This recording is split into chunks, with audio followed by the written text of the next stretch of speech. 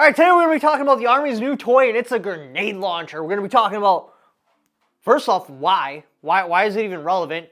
Second off, what it is, what it can do, how it's going to be utilized. Before we get into all that, though, don't forget to shop at OnlyTacticalFans at Shopify.com. And let's face it, if your worst fear were to actually come true and we have a grid down situation or something like that, one of the most important tools you possibly need is a can opener. They're big, they're bulky, and it's something you're not going to think of. But I do have the P38 can opener in at the store. Look how small this is. And it actually works. This is arguably one of the best inventions by the military back in its day. You put this on your keychain, so if the grid down happens while you're not at home, what's the only kind of food you're going to find? Perishables are all going to be gone. The only thing you're going to find is stuff inside of a can. So what are you going to do? Beat that can open with a rock? I mean, I guess you could. You could stab it with your field knife. Yeah, you're going to wreck your knife, and you're probably going to cut yourself.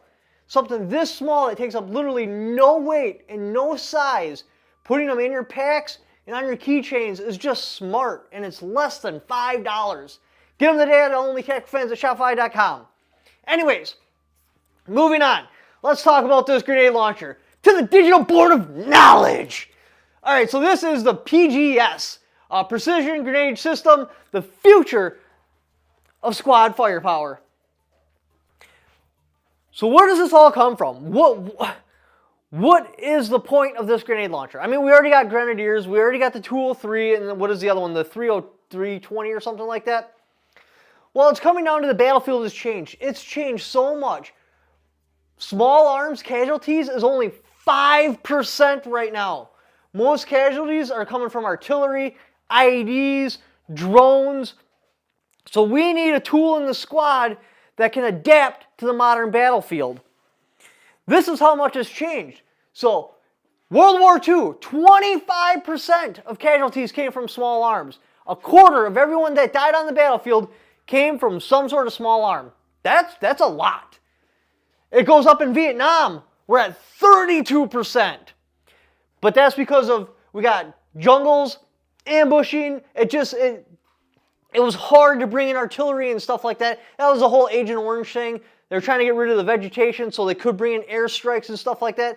But still, the majority of the killing, not quite half, but more than a quarter of it was small arms. So back in World War II, back in Vietnam, the rifle mattered.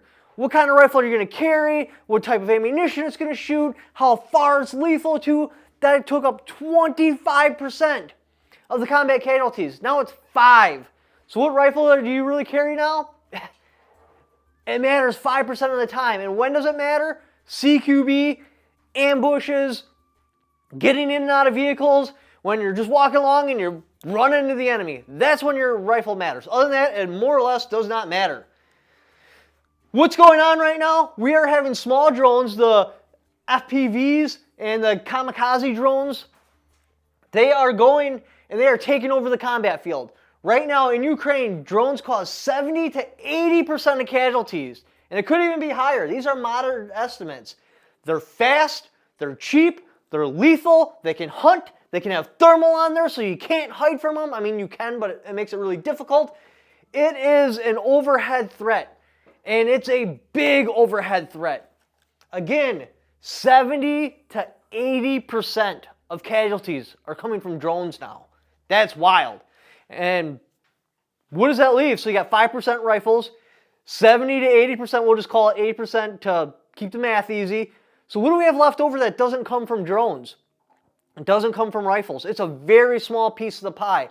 We're looking at what, 15% comes from artilleries and airstrikes and that? So what's most important now? That is a defense against drones. Because chances are if you die, there's an 80% chance it's coming from drones. So my first thought and your first thought was probably like, okay, so what? We have shotguns. Shotguns are excellent at taking down flying targets. As a matter of fact, I competed in trap shooting or clay pigeon or something like that. You know what? I was a beast behind the gun. I didn't miss. And a clay pigeon flies really fast and it's much smaller than a drone, so just pull the shotguns out of mothball. Give every individual's platoon, rifle squad, whatever you want to call it, a shotgun. Well, there's some problems to that. Yeah, as a last-ditch anti-drone idea, a shotgun could work, but you're very limited. Basically, you're limited to, what, 40, 50 yards against a drone? And a drone is moving fast.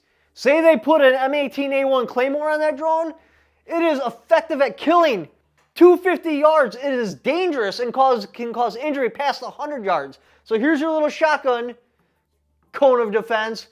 Here's the Claymore's ability to get you. It's almost double what your shotgun can do. So a shotgun is clearly not the answer here. Yeah, in a pinch, you know what? Pull out the shotgun and you shoot that bad boy down.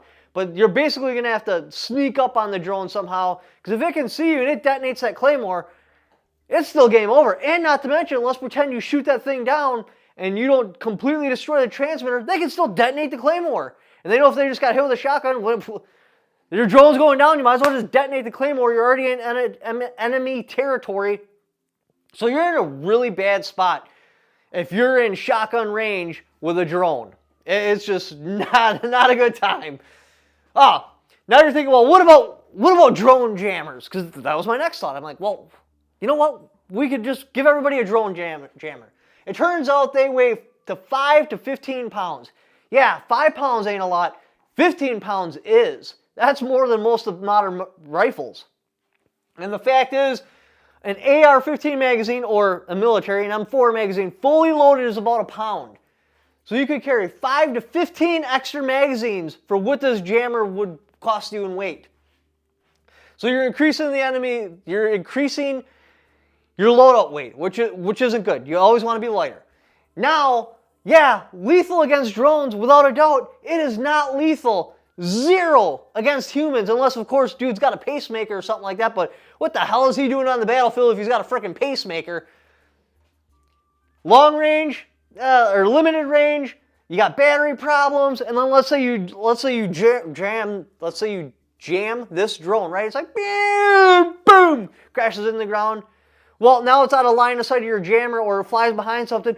Boom! They're going to detonate that bad boy. And you might have just had it crash land on top of your own people. And then once it gets out of sight of that, oh, now it can get a signal again. Hit the explosion button. So it's really not, in my opinion, a viable defense against drones. Yeah, it can work. It can. But I think it's limited. So what did the Army decide? They went with the precision grenade system, the PSG.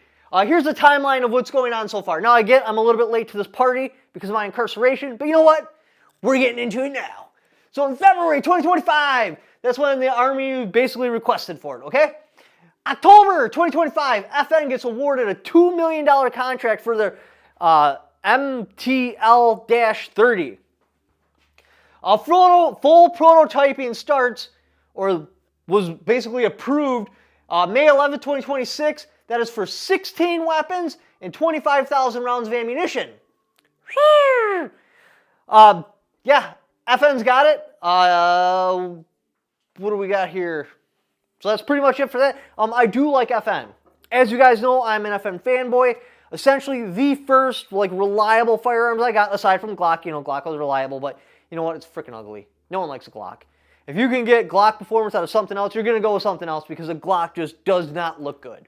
So the first reliable firearms I ever got my hands on were FN. And so that just ingrained into me. I will always be an FN fanboy, so I think it's really, really cool that FN won the contract.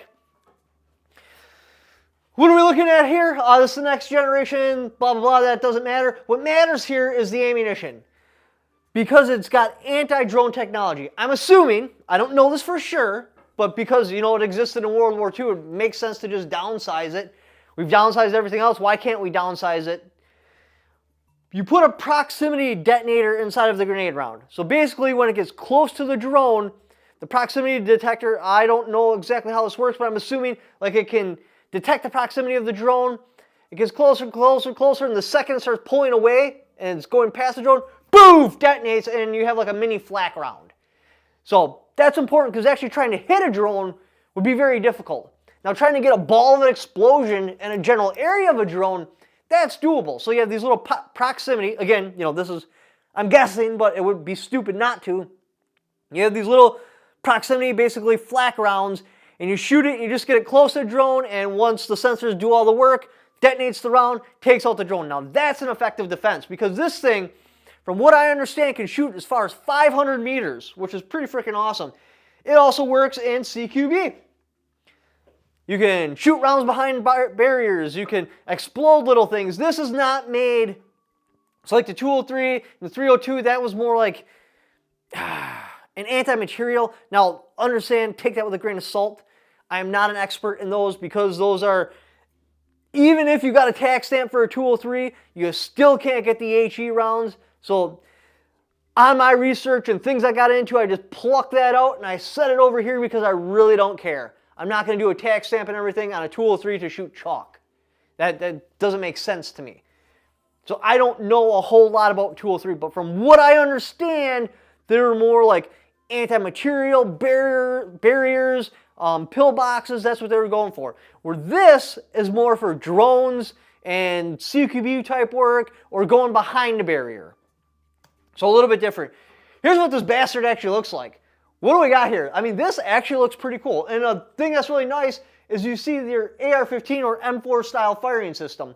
This is really good, because when you panic, you do dumb things. You get down to muscle memory. So if somebody picks this up, their hands are already going to know what to do. When I first started deer hunting with an AR-15, I had to consciously think, oh, take off my safety, I'm going to take my thumb, I'm going to push it down. A lot of times I'd have to look at the side of it like, okay, that's safe, that's fire, we're going to go to fire. Now when I see it, by the time the rifle comes up to here, I'm already off of safety. I'm coming in, it's all muscle memory now. Even though my adrenaline's going in that, I don't have to think about anything. It just happens automatically. When I actually hold my rifle, you got your pistol grip right here, my hand sits open on top of it. So as I'm pulling it up, my thumb's coming down across the safety and then in. Automatic, total muscle memory. So you can take troops and grunts and stuff like that that's already trained on the M16, M4, and you're going to be able to pick this thing up and operate it. Oh, look, magazine. Exact same spot for the release. Safety, exact same spot. Same freaking pistol grip. Trigger, same adjustable stock. And dude, look at that freaking muzzle brake. Is that not cool looking or what? Yeah, the charging handle's kind of in a different spot, but it's on both sides, it's up front. You look at it and it's intuitive. You're like, oh, I grab this to charge the weapon. Very intuitive. I think this is a really good design. All right, so what are the stats on this bad boy? We are talking about 30 millimeter, medium velocity. Again, this is something that I've recently learned about the 30 millimeter, especially doing research for this video. There's different types. There's high velocity, where you've seen those chain gun 30 millimeters, where it's just like douche, douche, douche, douche, douche. Then, from what I understand, the 203 has a low velocity, so this must be splitting the difference somewhere. Again, I'm not an expert in the grenades. This is not a topic I've looked into heavily, but that's my general understanding, is the 203 is low velocity, the Mark 19 grenade launcher, that's high velocity. This apparently splits the difference. Semi-automatic, low recoil. No, they say low recoil. I was watching videos of this bad boy getting touched off. That did not look like low recoil. Not at all. Weighs 10 to 11 pounds. Not bad. I mean, shit, the NGSW, I believe, weighs like 10 pounds. Magazine capacity, 3 to 5 rounds. Not ideal. But, I mean, we're talking about 30 millimeter grenade shells, so I'm assuming those are going to get pretty heavy there. Oh, I should also... so when I was saying low velocity and high velocity, that's 40 millimeter. So this, I need to clarify that. So this, I believe, is supposed to be splitting the difference. And that's why they're going with the 30. Again, not an expert in this. Range, beyond 500 meters. Amazing. Proximity fuses, amazing. Anti-drone technology. Again, I'm assuming it's like a mini flak round. And it's CQB capable. So anyways, that's the gist of what's going on with that. This is what I found out about it. I think it's a great idea. We need to upgrade our weapons to meet the modern battlefield, and let's face it, the modern battlefield is drones. How do we do that on a civilian level? I don't know.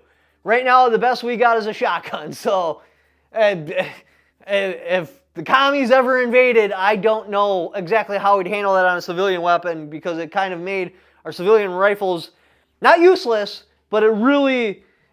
we've just had a major flop in the battlefield. I mean, this is major, and this is really taking place in Ukraine. So, If you guys would like to help support the channel, again, only tech friends at Shopify.com is the best way to do that. The next best way to do that doesn't even cost you a penny is click on that Amazon affiliate link. Just by clicking on that link, even if you don't buy what it's for, just click on it and then go and do the Amazon shopping you were already going to do anyway. I'll kickback for it because you came there off my channel. Thank you for watching. Don't forget to subscribe.